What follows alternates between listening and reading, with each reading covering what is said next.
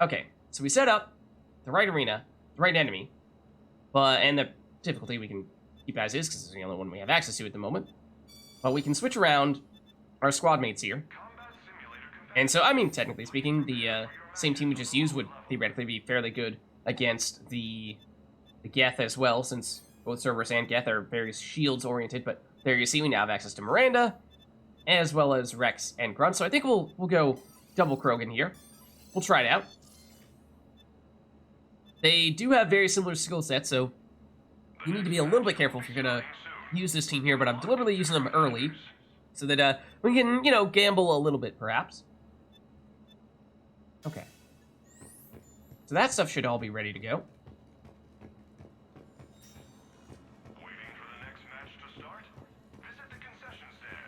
But if we go... Oh, the armory should be fine, but... The weapons...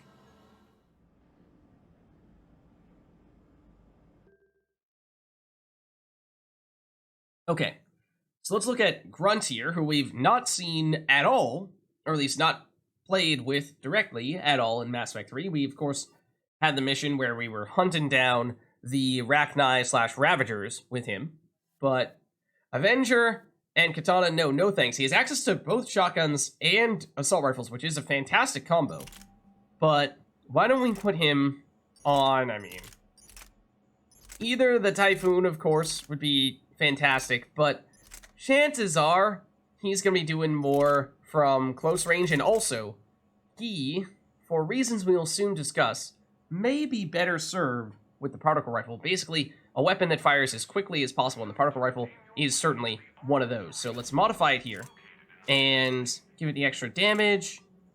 I believe it can pierce. I always forget with the particle rifle because projectile-based weapons cannot pierce, and normal bullet-like weapons can, but the particle rifle is not your typical weapon, so I always ask myself, like, is it what I'm expecting it to be? Is it not? What do I expect? Is it? I don't know. I just get myself confused with it. But I think it can.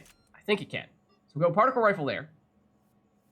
And then for the shotgun, this is why previously I was saying we might want to pick up the Rieger, because this is another really close range weapon. Or, well, the particle rifle's not really close range. It does have limited range, technically, but it's not super close range. The Rieger is close range, which makes sense for a predominantly melee character, or at least we expect he probably will be predominantly melee. Did we read up on the Rieger? This electrical weapon improves upon the arc pistol's design by generating a sustained current on its target. This weapon is named for the Quarian Rieger family, whose Marines have served valiantly against the Geth. It is basically like a flamethrower, except electricity instead. Close range, but very high damage. Limited capacity. So I think what we'll do here is the Smart Choke is not needed. It is basically, I think it's completely unaffected by the Smart Choke. It has, I mean, I hesitate to say perfect accuracy, but it's very solid accuracy-wise, especially since it's basically getting fired by point blank. Extra damage, and this is another weapon that, kind of like the particle rifle, is a perfect example of, well, you would think this is a projectile weapon, and therefore, because it's not firing normal bullets, you would not be able to pierce, except that you can. Except that for some reason, the electricity can pierce armor and can pierce cover, which is just totally counterintuitive, but you can do that.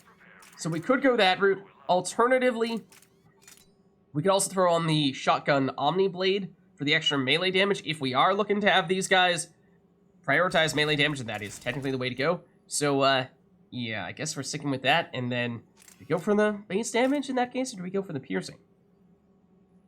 I think against basic enemies here, since we're on the lowest difficulty, probably don't need the piercing. We can probably get by with just the base damage. Let's do that for Grunt. And then did we have the chance to switch up Rex's weapons? We did not. So Rex, in Mass Effect 1, for what it's worth, was able to use shotguns and assault rifles for some kind of odd reason. He's demoted, relegated to shotguns and heavy pistols here. I mean, we can probably still find a decent heavy pistol for him, but for the most part, we're probably looking to do the same thing with him. Again, it's kind of a cheesy strat, going with the Rieger, for reasons we will soon see. There's a very specific setup that I have in mind for it. It is technically a bug, but it is an extremely effective bug. And so, that is why we are probably going to at least experiment with it a bit here. But as for his pistol, I mean, card effects is well-rounded, yes, but might we be able to do better? Scorpion does give stagger, which is nice for melee, helps open up some opportunities to deal more damage without taking a whole bunch of damage, except there's a delay. The Scorpion, you fire it sticks to the enemy for a second or two, and then it explodes, staggering them in all likelihood. So it's just not perfect in that sense. Talon actually wouldn't be bad if that were more heavily upgraded. Acolyte probably doesn't make sense. Yeah, you know what? It's probably going to be the Scorpion just because it's upgraded. If we had upgraded the Talon, might opt to go that route with him. Or even the Executioner if that were upgraded. But nah, that's probably not the best fit for Rex. Yeah, so I think we go Scorpion. And let's get the game to tab out while we're at it. And then we'll give him... Heavy Barrel is a lot of extra damage. We just recently picked this up, didn't we? I think we did, because that's 40% damage versus what we were going to be doing previously, which would have been the high caliber barrel, which is 25. The downside is that it gives additional weight, but that doesn't matter for squad mates. It doesn't affect their cooldowns, so yeah, I think we'll take the extra damage in that case, and that starts to get it pretty high up there. Can't combine it with the high caliber barrel, unfortunately, otherwise you'd have insane damage, but no. Can't pierce with the Scorpion, so we're probably looking to go with melee damage here as well. I mean, I think it's probably unlikely that Rex will be using this pistol at all, but in case he is, then it gives him the extra melee damage when he's doing it. It is only rank 3, so it's only, what was it, 20% damage, which is not amazing, but I think we'll stick with that nonetheless. All right. We don't need to change our setup. We're looking good. So I think we're ready to go then. Let's jump in.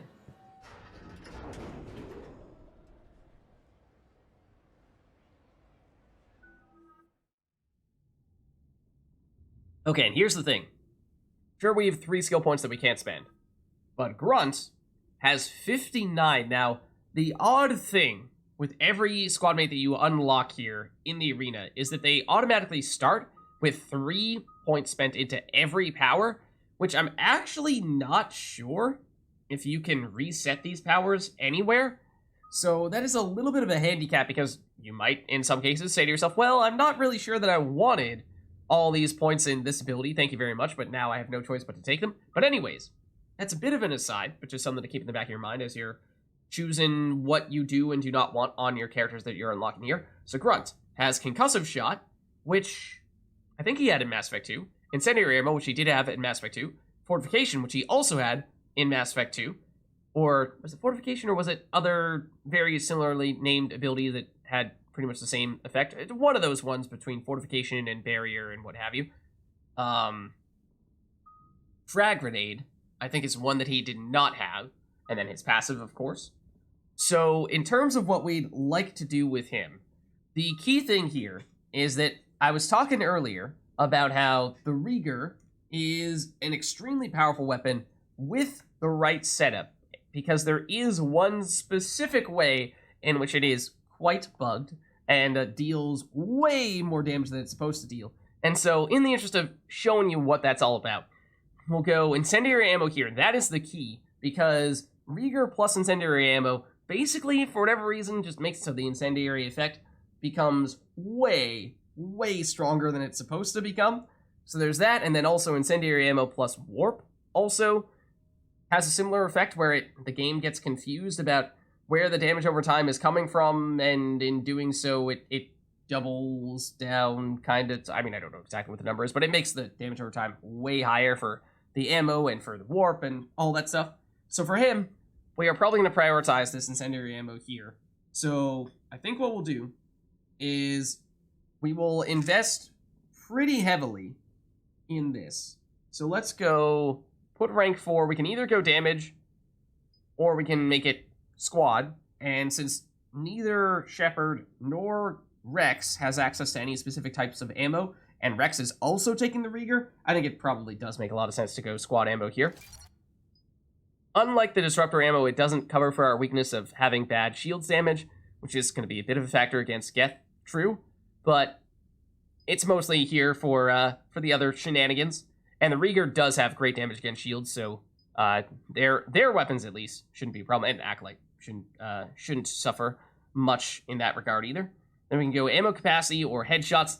Similarly, the Rieger, surprisingly, despite not appearing to be shooting an actual projectile, or rather, despite not appearing to shoot a normal bullet, can actually get headshots, which is just absurd. Yeah, you know, you get extra damage by shooting people with electricity in their head.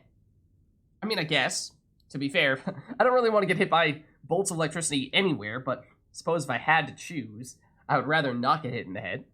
So that's an option, or alternatively, the ammo. So same thing that we saw before. We ourselves are not capable of getting headshot damage with the Acolyte, so it doesn't affect us unless we switch to the Hurricane. Even with the Hurricane, headshots are not exactly an easy thing to pull off. Our squad mates are not necessarily going to make much of a point of aiming for the head anyway. The extra ammo is obviously less dramatic, but it is at least actually going to do something for us. It doesn't really affect our squad mates all that much because they technically have unlimited ammo, but I think we're probably still looking to do this. And then for the final point here, remember we had James also has incendiary ammo, and so we were talking about this way back when we were allocating his skill points. We can either go for more damage against health and armor, or we can make it so that there is a chance to set off a 130 damage explosion with a 2.5 meter radius.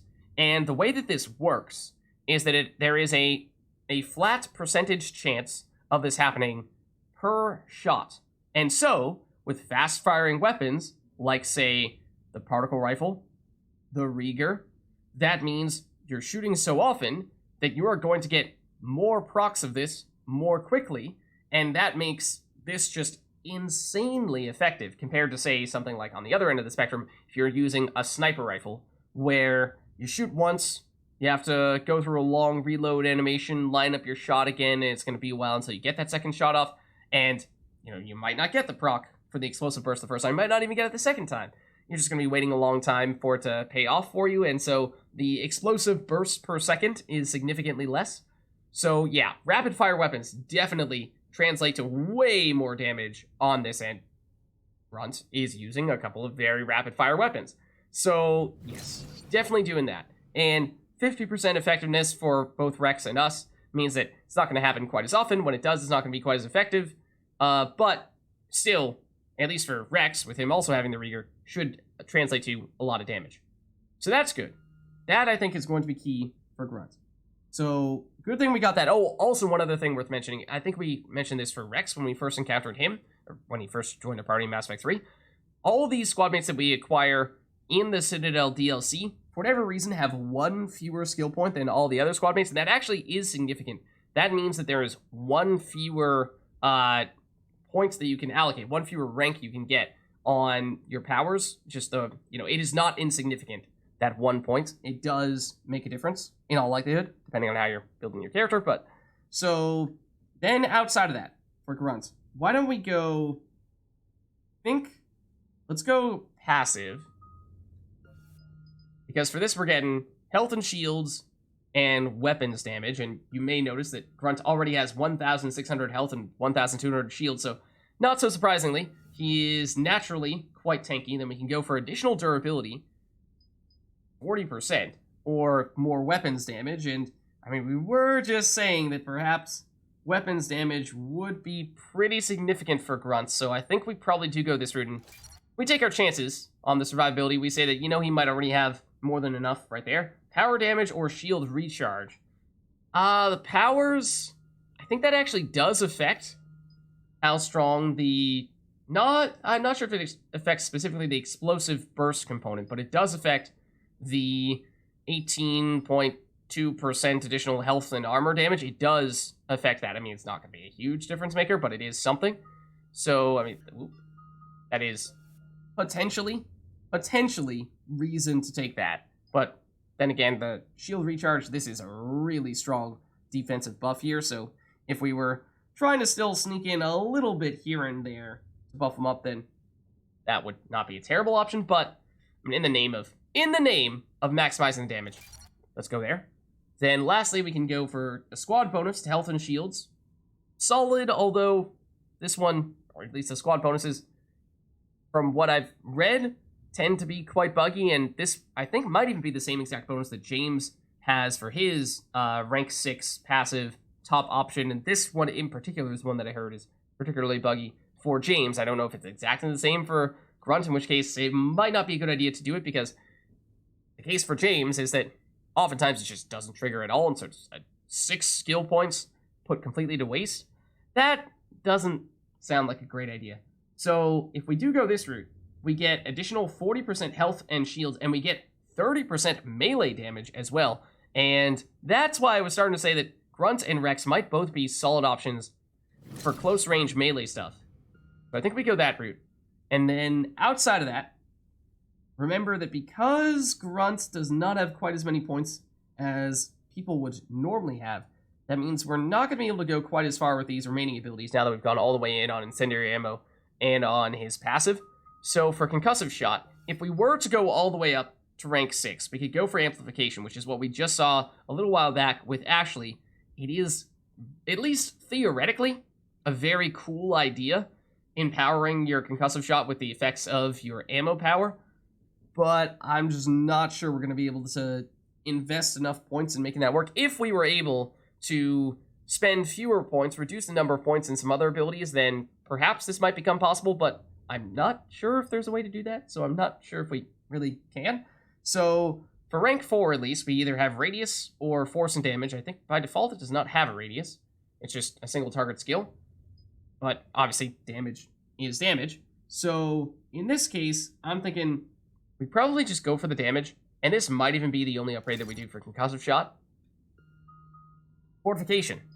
Fortification is, of course, a damage reduction ability, and at this point, it is 75, or rather a 25% damage reduction. However, if we purge it, unlike Defense Matrix for us, which gives us shields back, for Grunt, this one, with Fortification, gives him 70% melee damage. So combine that with his passive that we just picked up that gives him 30% melee damage all the time, and it does mean that we're going to have to make sure that, since this only lasts for 20 seconds, that we're managing it a little bit, turning it on and off again so that he can get it back. But it's still 20 seconds. It doesn't take that much micromanaging, I would hope. And that's, 70% damages. You don't need me to tell you. That's a huge number, right? So that's pretty impressive. Not to mention, increased melee damage bonus by 30% when armor is purged. So again, that's when you get rid of it. So that does sound quite nice if we're focusing on the melee. So I think we at least do that, because that means between that and his passive, we're now at, what, 130? Was it 140? How much was this? It was 30? 30. Yeah, so 130% melee damage. That's pretty huge. Then that leaves us with Frag Grenade as our last ability here. And so for this, it's, I think, what, James has this? Might be the only person we've seen with it thus far. Very high base damage skill. 1,200, and we did improve it a little bit by going with the passive for additional power damage. We can go additional damage here, 1,200, or radius, and radius is already pretty big. 6.5 meters is no joke. But, that being said, damage is damage. So, for that reason, yeah, I think we take this.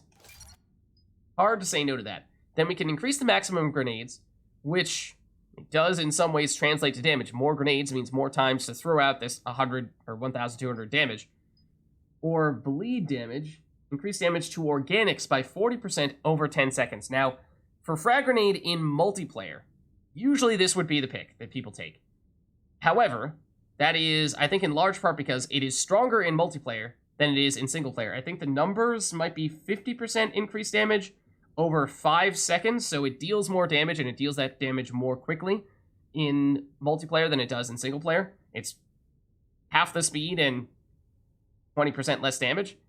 So for that reason, I think it might be better to go max grenades. It's also more versatile, obviously, whereas this is only against organics. You can use additional grenades against any type of enemy here. So I think we might actually want to go for the additional grenades. I think we actually go this route. And then after that, why don't we go for, let's see, armor piercing, 50% damage, additional damage against armor, or 50% additional damage against shields. Now, on one hand, we are not great against shields, so having Grunt have an ability that can help us deal more damage to shields would be convenient. On the other hand, there are only so many enemies that have shields, and usually with 1 or 2 shield specialized abilities, we can take out those shields fairly quickly. The armor, on the other hand, tends to take longer to get rid of because armor inherently gives our opponents damage mitigation, and every boss has armor, regardless of the faction. So this is pretty universally helpful. So we do have better armor damage for biotics than we do shields damage, true, but I think this is probably still the route we should take here. Okay, so then we have 6 points remaining, which is enough to put 1 more point into something. So what would we like to go with here? It can either be fortification or it could be concussive shot. We do have enough for either of them. Concussive shot, it would be either shatter, increase force and damage to frozen targets by 100%. We just don't have ways to freeze enemies consistently, so no. Recharge speed, I mean, it's 8 seconds. Getting it down to 6.25 is not bad. Remember that when he has the fortification on, that is going to give a 50% recharge speed penalty, which is unfortunate. Or we can increase shield recharge time, or increase power, damage, and force while fortification is active on fortification. Remember, for the most part, we're probably going to keep this purged. I mean, we can purge it and then put it back on, and I don't remember exactly how the cooldown works. If it starts to recharge the cooldown even while this 20-second melee damage duration is going, or if it only after that melee buff starts to recharge, in which case there is an additional 8 seconds of actual downtime in which we're not getting the melee damage and we're not able to get the passive bonus on either. But I think that it might be better to go for the recharge speed on this concussive shot. Okay, so there's Grunt. Fully allocated. And for Rex, yeah, as a reminder, he, I believe, has a lot of melee damage as well. Yep, he has the 30% melee damage there. Weapons damage works fairly well, I think. His case, Stimulant Pack gives him additional survivability, so he is theoretically a little bit tankier than Grunt for that reason. And increased max shield bonus and melee damage by 30%. Well, shields is 60%, melee damage 30% for the duration of these stim packs, and they're for 15 seconds. So that's an additional source of extra melee damage for him. He does not have the ability to get additional melee damage on his barrier, though. His probably just going to keep on for that non-stop damage protection. And then Lift Grenade for not great detonation, to be honest. It is, I believe, a universal detonator, but only for unprotected enemies, so not all that versatile. And then Carnage works well against armored enemies, can set off non-biotic explosions, and has a very brief fire priming period. But for these guys, the name of the game is very much going to be get up in the opponent's face, hit them with the Rieger with the Incendiary Ammo, because it's going to be squad ammo, so both Rex and Grunt have it. Deal lots of damage with that, and then punch them. Pretty much the plan. And with their extra tankiness, we are hoping that that is sufficient for them to not take too many hits that they go down. We did see, right when I was saying that Rex was nigh unkillable when he joined us during the actual Citadel mission, that he almost immediately after went down. I think that may have been in part, though, because that he did not have any grenades. I think he came in with 0 grenades, and normally he would have a bunch, because he has some coming from Stimpack, which is a grenade, and he has some coming from Lift Grenade as well, and Stimpack is a large part of where his extra defenses are coming from, so with no grenades, he's not going to be able to Stimpack to keep himself up. Here we go.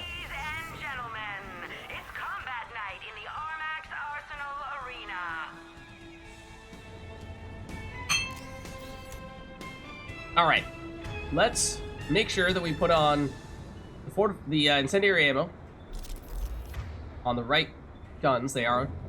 Do we want the Particle Rifle or do we want the Rieger for runs? I mean, either one works. Let's also make sure you guys have your passive abilities on. For now, we should have ours on. We can switch over to at least activate the Incendiary Ammo on those weapons too. That'd be great, but I think definitely want to keep Rex on the Rieger. 3, Okay, can we see where they're spawning? They're spawning seemingly all of them. Over there. Starting round That was probably too preemptive. 1. Okay, guys. Let's take him out. Excuse me. How did that not detonate you? You were very clearly flying at the time. I am offended. I'm personally offended. So the concussive shot and carnage cannot detonate biotics. But they can detonate each other. Carnage and concussive shot. So that much works. What would we like to do? 3. Okay, remember those kill streaks are the key for racking up the points. Without question. Surprised they're able to hit us from here. Oh, why are they not going down to that? It did not set off a biotic explosion. For whatever reason. It should be primable. This guy trying to take us out. Gentleman. Also was a warp. Not anything to End of round 1. not anything to prime. It's gonna be hard to get that bonus. I don't think we're getting that bonus. 3. Kinda stinks. It was on the opposite side of the map. Also, the enemies are gonna spawn right on top of us. Sort of. Round 2.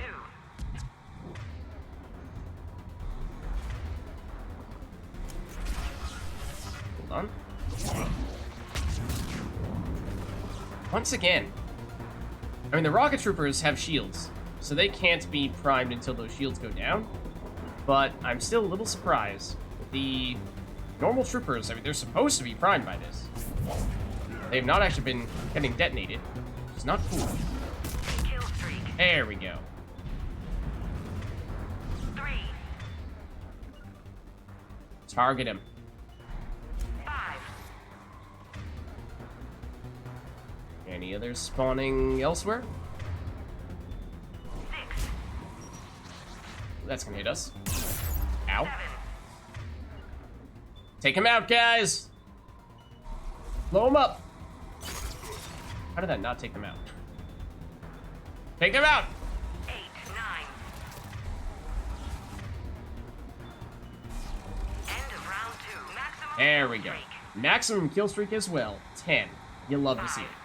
Okay, where are they spawning in? Right on top of us.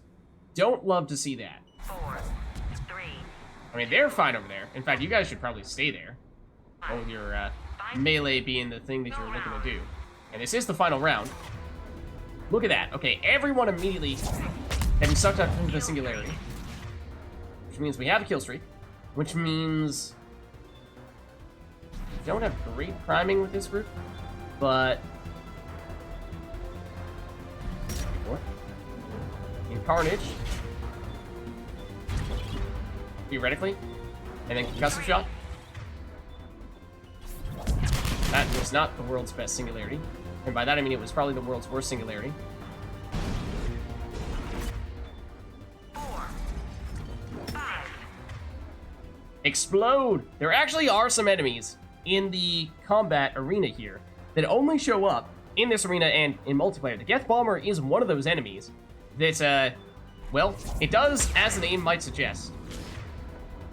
As the name might suggest. Still an enemy right on top of them? There is. There is indeed. Take him out. I can't really get him from here. Oh, it's also a bomber. So they start with shields, and what they do is they can zap you from close range, and when they get close enough, they will also fly overhead and just drop a series of grenades on you, which is what this is about to do to them.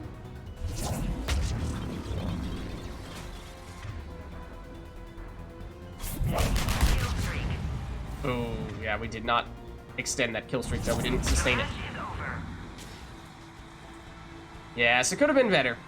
Definitely could have been better, because we had a really nice kill streak for one of the rounds, but not all of them. So we did it in under 5 minutes. That's good. Capture bonus, we only got one of them. Highest kill streak was 10, which is the maximum, so that's great. kill streak score was high, so at the end, Brought to you by Eldfell Ashland Energy. We power, we provide. our final score was 3,065, which I think is, yeah, our highest score. Still need to break 6,000 before we're getting into the gold territory, so it's another silver. But 120, okay. We are annihilating these in 5 minutes is the threshold for whether it's quick or not. So we're definitely doing these quickly, no question. That was the Geth challenge. So the match has been completed successfully. Check private messages for a reward. Nice. And we did get a silver prize as well. Perhaps we head over here to turn in one of those silver prizes. Because we may want to, once again, trade down to bronze to unlock more allies. Although, perhaps first, let's head down and see if there's anything in particular that our fans would like to see us do. Barlavon works in finances. What does he know about combat? That's what I was saying. Still model ships to tourists. Besides, the guy's smart. Yeah, lots of people are smart. Doesn't mean that. And he's rolling in credits. Did you see his combat gear? Are you really surprised he won? Gear's not that important if the player's good enough. I mean, I could beat Barlavon like this. The next match will Really? be starting soon. Willing to put some money on it? Enjoy the show. Oh, Barlavon. Where is he standing right now? We each took the first spot.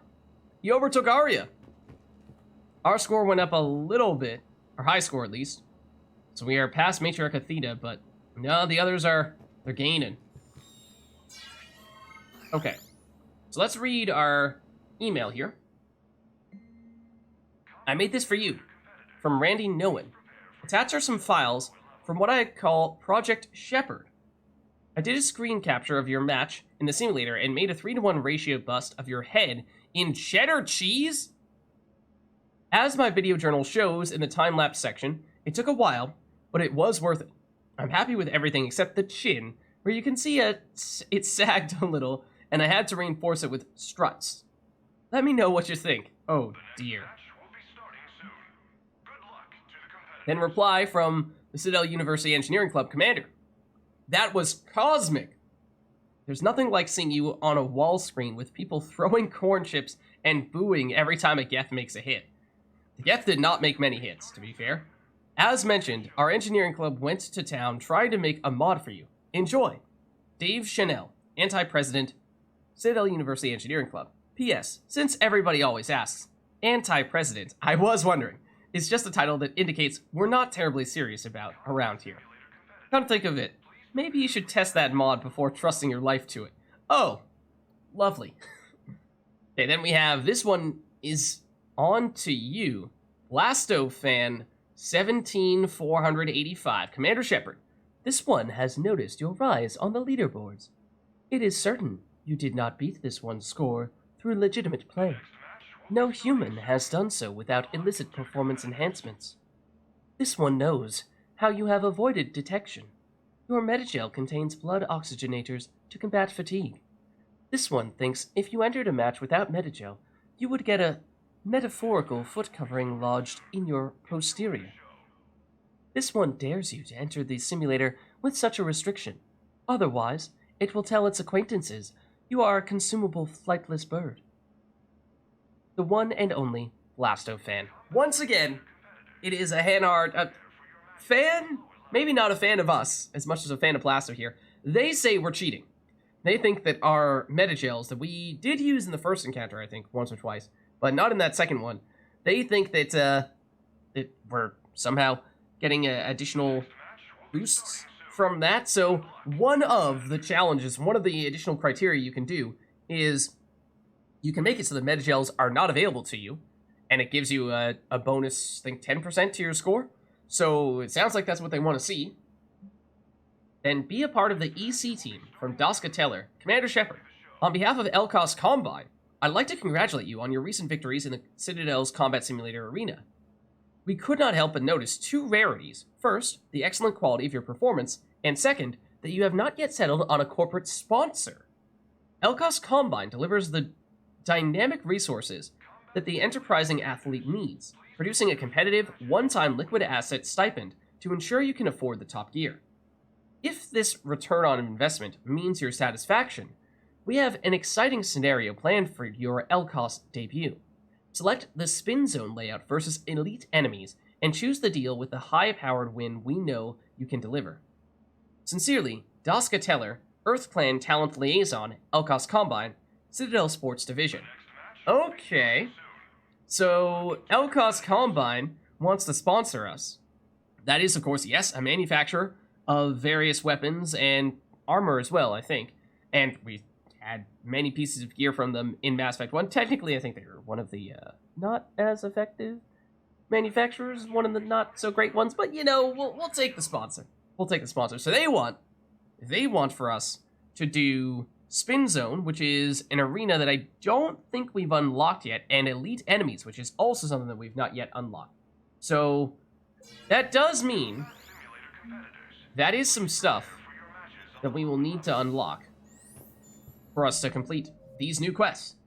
So Spin Zone Elite Challenge, LCOS Combine has offered corporate sponsorship. Fight in the Armex Arsenal Arena on Spin Zone versus Elite enemies. Doesn't matter what kind of enemies, just the difficulty needs to be Elite. We've not yet done that, because we haven't unlocked it. A fan has delivered a challenge. Fight in the Armex Arsenal Arena without using any metagel. That also, I don't think you can do it in a match and just never press the metagel button. SMG Power Magnifier is the mod that we got from that one, and we do like ourselves some power magnifiers. SMG, we considered going that route before, but I think we convinced ourselves that we're generally... actually, I don't remember what we went for. We've been back and forth a little bit on which mods we like for our SMGs, because we've been assuming that we don't need to use our SMG all that much. It's mostly just a backup weapon, so when we use it, it's probably only for a brief moment in time.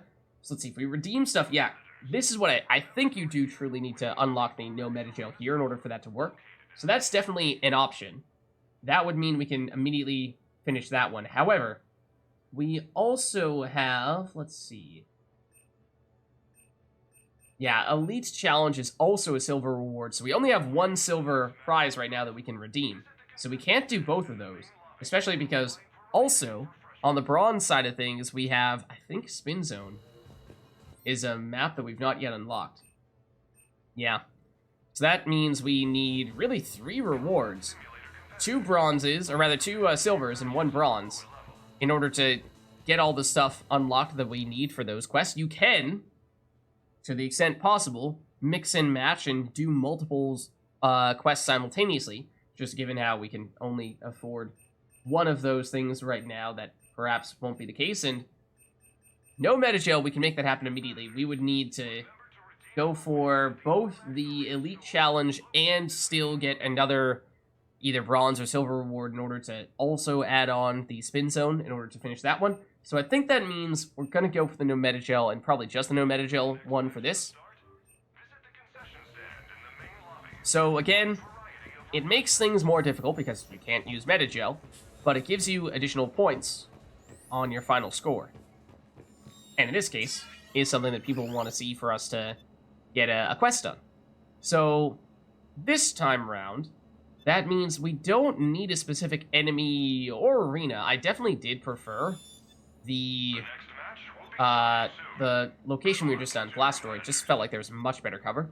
The Wingman was just way too out in the open. So I would prefer that. Then in terms of enemies, Cerberus versus Geth. I mean, they're similar in terms of the types of characters we're going to want to bring to either situation, because they're primarily shields as their form of defense. Obviously, offensively, they're certainly a bit different, but we're thinking about what teammates we want to bring with us. I think this might be another opportunity for us to bring some people that we don't have with us all that often. So we used Ashley, we used Edie.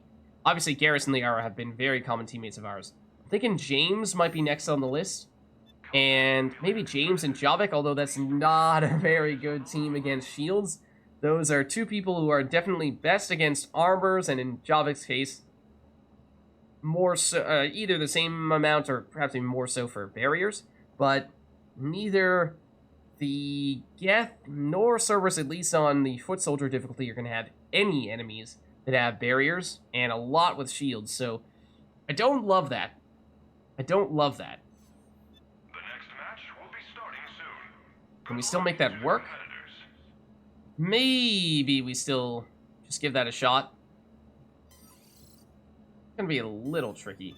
The matchup is definitely not ideal for us, but in the name of getting some characters out there that we just haven't seen all that much of, thinking we probably do go that route.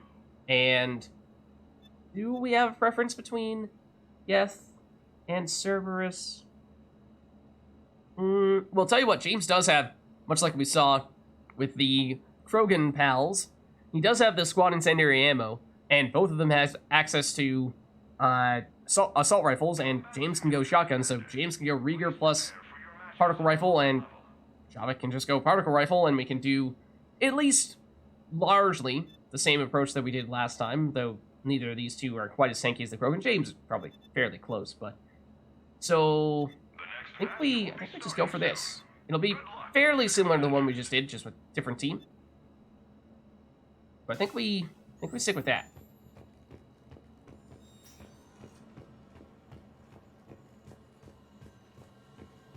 In terms of the weapons here, it's been a while since we've used either of these guys, I think. Perhaps Javik more recently, because we brought Javik to Thessia. James we brought to Admiral Chorus, might have been the most recent time. We did bring the Claymore for him.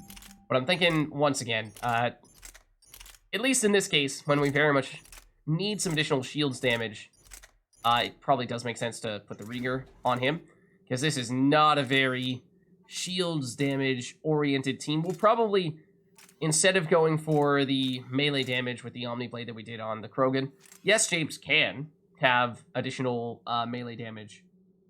He's not bad at that. He's actually, of the people who are normally in your squad for the entirety of the campaign, he's definitely the best for it. But I'm thinking we probably go, for that reason, with the piercing, which is not something we were able to do previously. We could go double piercing, which, I mean, then again, against basic enemies, might not make a ton of sense. Can we do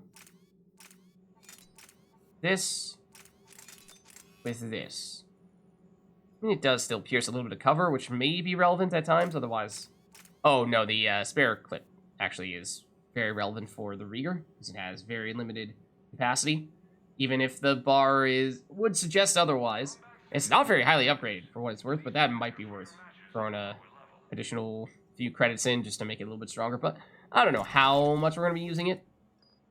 Might just be these few attempts here in the arena.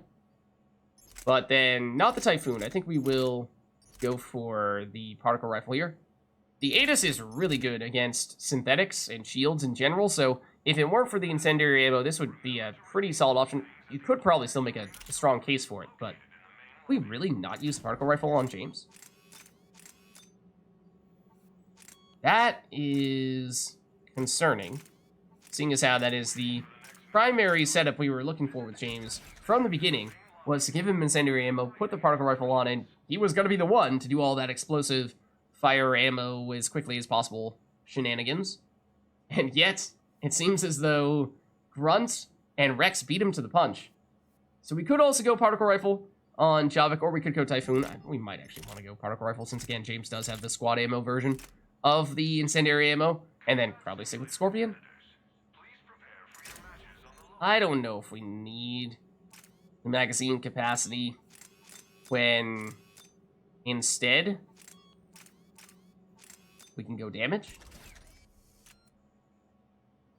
Probably. Okay, so there's the weapons. I think we're good to go here. So it's going to be Geth, same arena, so same enemy, same arena. Oh, oops, that I also totally thought that was going to be the place that shows us all the enemies and what have you, and it's not. But yeah, Geth, same arena, just this time with James and with Javik rather than going with the Krogan. Made quick work of them with the Krogan, but we'll see how these two stack up. Okay, so now it has been a while since we've used both of them, at least a little while. So for Javik, definitely gonna put this last big upgrade into passive. So we can either go for the squad bonus for power, damage, duration, and force. 10%, not a huge number, but I mean, add that up with all of his power damage bonuses, and he has a ton. Or you can increase squad mate's shield recharge speed by 20%. Now, it's the delay the shield recharge delay is the really useful thing. This is once the shields start recharging, how quickly do they reach the maximum number, which usually is not as big of a factor, but I mean, it is still something. So you could make the case for this. Again, I mean, in general, these tend to be the buggy ones that affect the entire squad stuff. But, so it's defense versus offense, basically. Not sure how big of a difference 10% on power damage duration for... I mean, damage is damage, though. Damage will be damage, though. Yeah, it's hard to turn that down. Does make sense on a more power-centric squad, and that's not really what James is bringing to the table, so, you know, usually this is not the team composition you would have in really any situation. You'd like to bring Javik with someone like probably Liara, or if you're trying to cover for his lack of tech and shields abilities, then, you know, a Tally or an Edie. But okay, I mean, we could also put a few more points into Bull, which surprisingly usually has a lightning fast recharge speed. For him, it is all the way at 6.4 seconds. I am quite honestly startled that it is still that long. But that's all of the points for him. Now for James, we can go Frag Grenade, Carnage. Let's just double check his Incendiary Ammo. Yep, it is explosive and it is squad. As we were saying, that was the plan. So for him, I'm thinking we're probably going for Frag Grenade. What will we like here? Let's see. So we can go grenade capacity or the bleed damage. This is actually the same ability that we were recently looking at on grunts, and so probably the same logic here, where we can either go for the additional capacity for more total grenades, it means more total damage, or the bleed damage is good against synthetics, yes, but that's obviously not always going to be who you're going up against, and also it is significantly weaker than the version of this ability in multiplayer, which usually is the option you take in multiplayer, is the bleed damage, but given how it is 10% less damage and takes twice as long for it to apply, I think you probably go for the extra grenade capacity here. I think that's probably what you go for. And then it's armor piercing or shield damage. We don't have great shield damage, so it is kind of nice to have a way to deal extra damage to shields. True. However, I think that for the most part, we're looking to just maximize damage against bosses, which means go for the armor stuff, because every boss has armor. Then with 4 points left, we can go for Arms Master. His passive, fully upgraded here, is probably what we're going to want to do. So either squad bonus for increasing squad mate health and shields by 20%. This is the one that I've heard is super bugged, and this almost never works. Or have fortification give him additional health and shields, and increase melee damage by 100%. So this is why I was saying, of all the people in the starting group, the starting party who you have in the entirety of the campaign, James is definitely the best melee character. And I mean, that's, to be fair, that's up there with the, with Grunt. And, I mean, I think Grunt had better melee damage than Rex, but I mean, that's up there with Grunt in terms of melee damage. 100% there, and with, fortification. How did we spec this? We did not spec it for the extra melee damage, but if we had, I mean, even without taking that, it's still 70% melee damage. 70% melee damage on top of 100% melee damage is, of course, 170% melee damage. Could have been 200% if we had gone for the melee damage route on the other side of things. It's, you know, kind of risky outside of the arena, so that's why I didn't really opt to go that route. So I'm a little conflicted here. I'm not sure that this helps us all that much. But I guess, I mean, health and shields is still quite good. Keep him alive, because now he's not quite at Krogan levels of tankiness, but with the fortification on, that's not bad. It's definitely not bad. Okay, so I think we're good here. I don't understand, though, why James has 2 points remaining and Javik has 0. Does Javik really have fewer skill points than James has access to? I don't remember that being the case, but apparently that is the case. Well, anyways, I think we're ready. Ladies and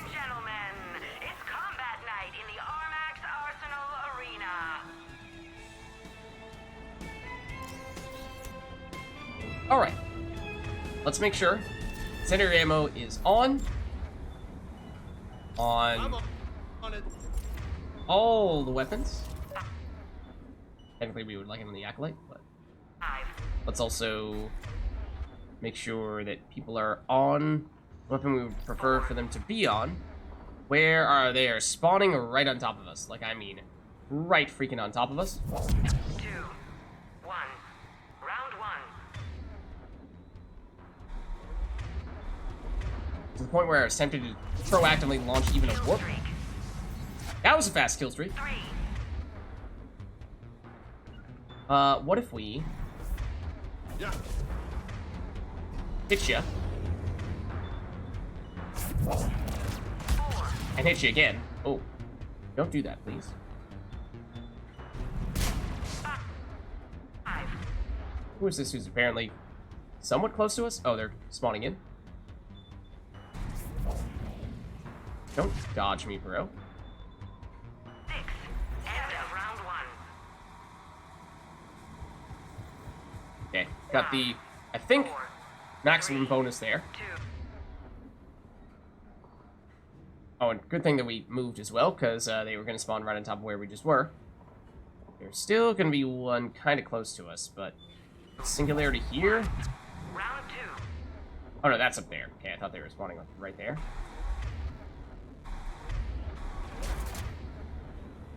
You have some kind of flanking angle on us though, which is rather unfortunate. We can prime with Javik immediately. Is useful. Means maybe we use that for our primary source of priming. Kill streak. Okay, that's a rocket trooper. So that's the shielded types of enemies that are going to be kind of tough for us to deal with. So we might use the frag grenades on. Oh, I also totally forgot to turn first aid off. Oops. Okay, we'll do that for the next one. That was an explosion for you right there.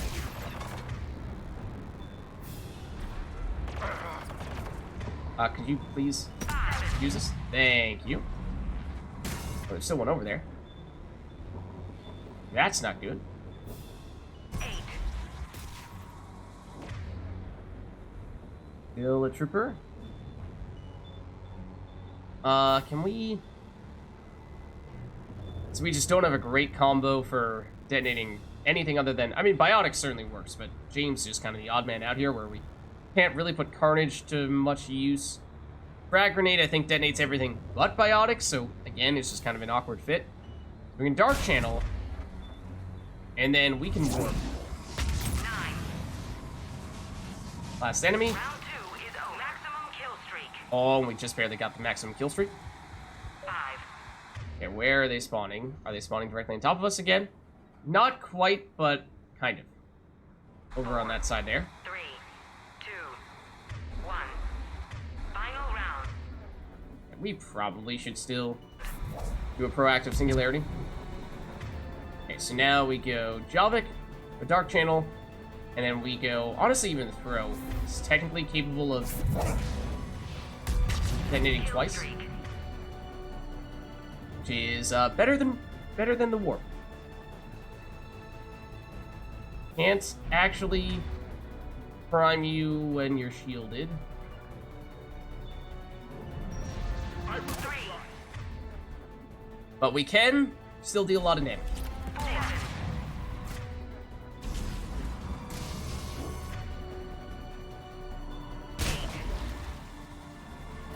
Oh.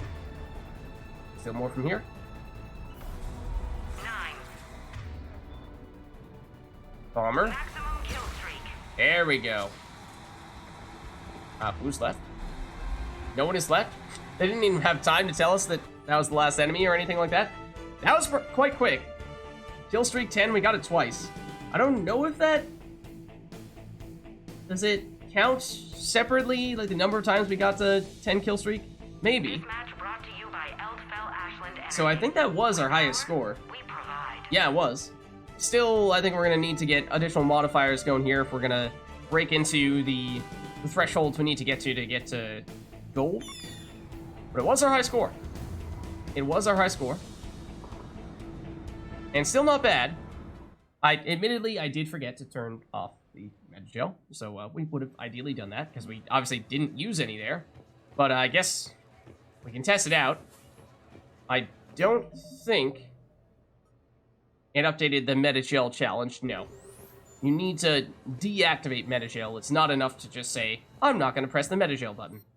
But alas, we were saying how we weren't going to be able to unlock everything in time anyway, because we also needed to redeem the Elite challenge. We could do Elite plus no Metagel, which would certainly make things quite a bit tougher, but maybe we're up for trying that out.